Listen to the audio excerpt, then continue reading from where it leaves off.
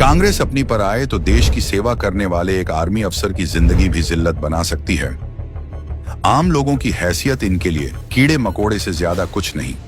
आज हम भारतीय सेना के उस काबिल कर्नल की कहानी सुनाएंगे जो अपने ही देश में यूपीए सरकार की साजिश का शिकार बन गया।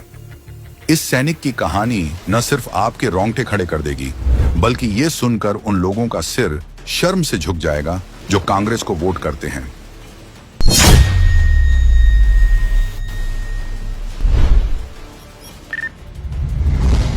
उन्नीस से कर्नल श्रीकांत पुरोहित सेना में थे।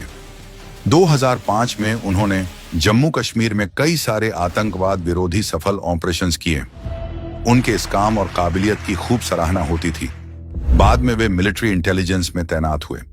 ड्यूटी के दौरान उन्होंने आतंकी संगठन, इंडियन माओवादी और अन्य कट्टरपंथी संगठनों की जानकारियां जुटा ली थीं, और शायद कुछ आतंक प्रेमी ताकतवर लोगों को यह बात नहीं भाई।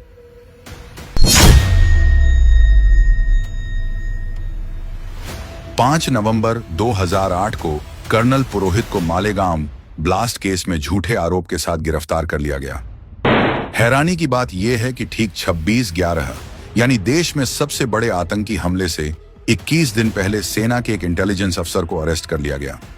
अब सवाल उठता है, क्या पुरोहित को हमले की भनक लग चुकी थी? क्या वो ये हमला रोक सकते थे? क्या उन्हें इसलिए मालेगांव ब्लास्ट में फंसाया गया ताकि मुंबई हमला बिना रुकावट के हो सके?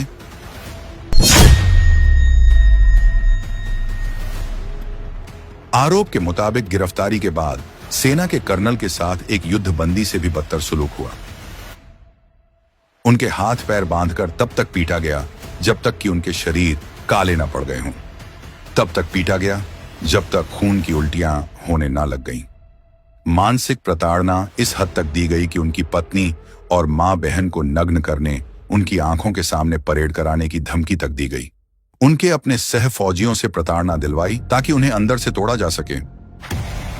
लेकिन कर्नल पुरोहित का जिगरा शायद स्टील का बना था, जिसमें न झंक लगे न धब्बे पड़े।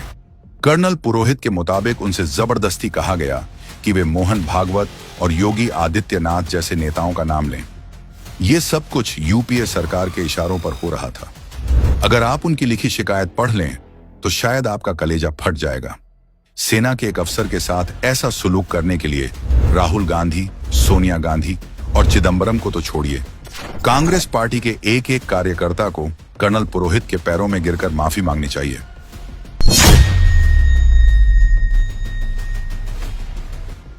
उनकी पोस्टिंग, मीटिंग्स और इंटेलिजेंस ड्यूटी के दौरान उन्होंने जो भी काम किया था उसे ही आधार बनाकर एक फिल्मी स्क्रिप्ट तैयार की गई, जैसे कि कश्मीर से आरडी लाना, जबकि इंटेलिजेंस अफसर के पास आरडी का एक्सेस होता ही नहीं है।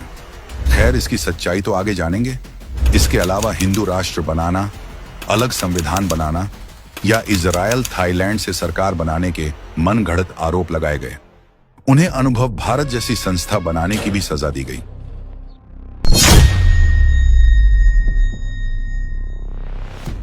आर्मी कोर्ट ऑफ इंक्वायरी में भी उनकी सुनवाई चली। कुल 55 लोगों से सवाल पूछे गए, जिसमें से 54 लोगों ने कहा कि कर्नल पुरोहित का आतंकवादी गतिविधि में कोई रोल नहीं हो सकता।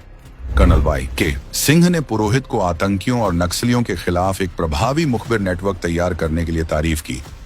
कर्नल वी एस तोमर ने पुरोहित को एक प्रेरित, साहसी और अच्छा फील्ड इंटेलिजेंस अधिकारी बताया।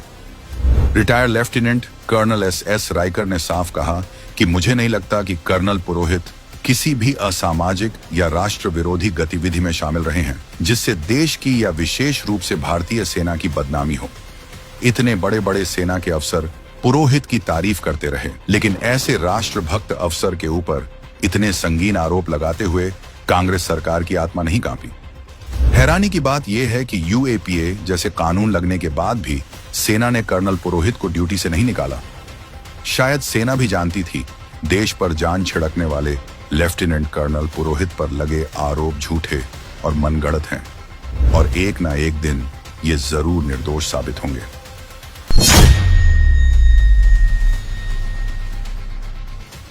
दो 2011 में केस महाराष्ट्र एटीएस से एनआईए को ट्रांसफर किया गया, जिसके बाद चाहे आरडीएक्स लाने की बात हो, हिंदू नेताओं को फंसाने की बात हो या उन पर दबाव बनाकर जबरन जुर्म कबूल करवाने की बात हो, ये सारी बातें सामने आने लगी और सारे आरोप मनगढ़ंत साबित होने लगे।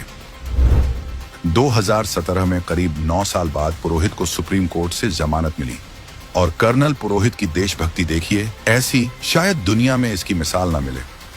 अपने ही देश की सरकारों के प्रतिशोध का शिकार होने के बावजूद इतना अत्याचार सहकर भी उन्होंने जमानत मिलने के बाद दोबारा आर्मी ज्वाइन की और आज भी खुफिया टीम का हिस्सा हैं।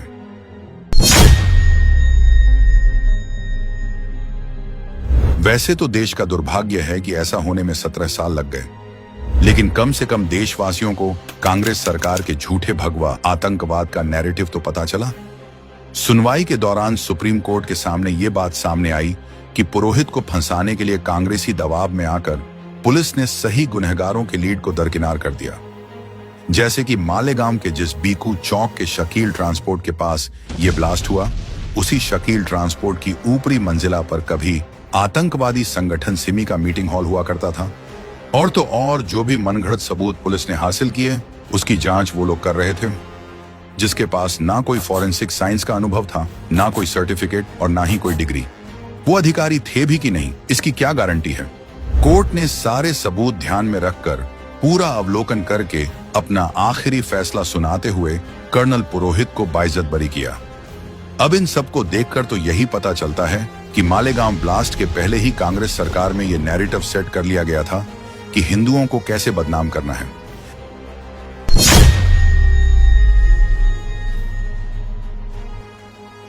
शायद कोई और होता तो उसे अपने देश से नफरत हो जाती, लेकिन कर्नल पुरोहित, जिन्होंने निर्दोष साबित होने के बाद ये कहा, मैं एक ऐसा सैनिक हूं जो इस देश से बिना शर्त प्रेम करता है। देश सर्वोपरि है और इसकी नींव मजबूत होनी चाहिए। कांग्रेस पार्टी ने लाख कोशिश कर ली, लेकिन वो कर्नल पुरोहित के हौसलों को तोड़ नहीं पाई और ना ही हिंदू आतंकवाद को सच साबित कर पाई। क्या कांग्रेस की सरकार ने अपने वोट बैंक को खुश करने के लिए आतंक के नेटवर्क का तोड़ निकालने वाले देशभक्त अफसर को फर्जी केस में फंसाया था? या फिर शायद 26/11 टाला जा सकता था इसलिए? लेकिन 17 साल की लंबी लड़ाई के बाद सच सामने है। जाबाज कर्नल श्रीकांत प्रसाद पुरोहित गुनहगार नहीं थे, बल्कि देश के दुश्मनों के खिलाफ एक सबसे तेज हथियार थे जिसे कांग्रेस रौंद देना चाहती थी। आज सब कुछ साबित होने के बाद भी अगर हम कर्नल पुरोहित की इस कहानी से अनजान रहेंगे तो शायद हम हर उस देश सेवक के गुनाहगार होंगे जो मां भारती के सच्चे सपूत हैं। इसलिए इस कहानी को देश की रगों में घोल दीजिए और ज्यादा से ज्यादा शेयर कीजिए, ताकि सबको ये पता चले कि कांग्रेस तुष्टीकरण के लिए किसी भी सेना की जिंदगी को कितनी बेरहमी से कुचल सकती है, ताकि फिर कोई और कर्नल पुरोहित कांग्रेस की इस साजिश का शिकार ना बन सके।